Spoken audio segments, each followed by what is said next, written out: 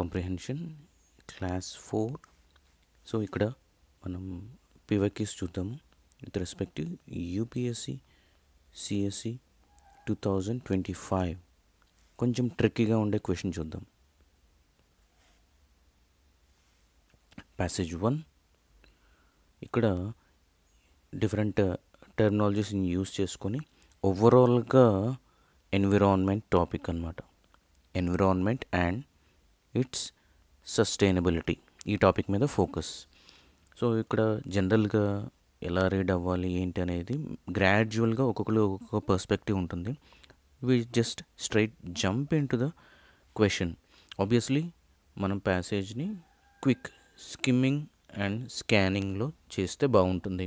If not regular reading చేసినా that's okay. ఓవరాల్గా మనకి అర్థం చేసుకోవాల్సింది మెయిన్గా theme of the passages, words focus చేసుకోవాలి, సెంటెన్సెస్ ఫోకస్ చేసుకోవాలి. క్వశ్చన్లోకి జంప్ అయితే కనుక which one of the following statements best reflects the logical, rational and pragmatic message. Obviously theme అడుగుతున్నాడు అనమాట. లేకపోతే మనం క్రక్స్ అనుకోవచ్చు, crux of the passage, so on so fourth ఇట్లాగా. సో ఫస్ట్ వన్ నేను ఆల్రెడీ ప్యాసేజ్ చదివాను కాబట్టి డైరెక్ట్గా ఆన్సర్స్కి వెళ్ళిపోతున్నాను.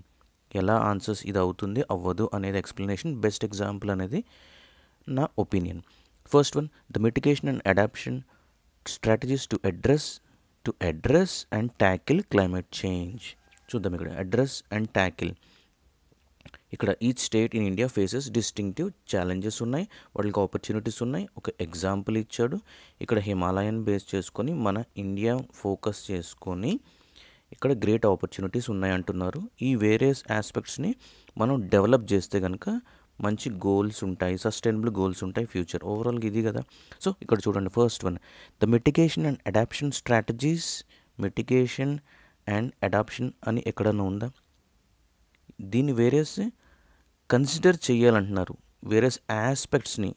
ఓకే, పర్టికులర్గా ఇలాగ మిటిగేట్ చేయండి క్లైమేట్ చేంజ్, పర్టికులర్గా ఈచ్ స్టేట్ని బేస్ చేసుకుని ఏమన్నా అన్నారా? No. So this is incorrect. చూద్దాం బి చూద్దాం.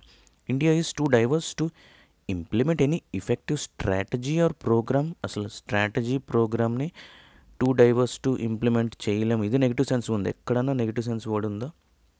లేదు. So this doesn't fit in to the passage. C చూద్దాం. It is basically the responsibility of union government అని ఎక్కడైనా ఉందా? అసలు మెన్షన్ చేశారా? ఇన్కరెక్ట్. ఫైనల్లీ ఉన్నది ఓన్లీ ఆప్షన్ లెఫ్ట్ డి. ఇది ఎలా కరెక్ట్ అవుతుంది చూద్దాం.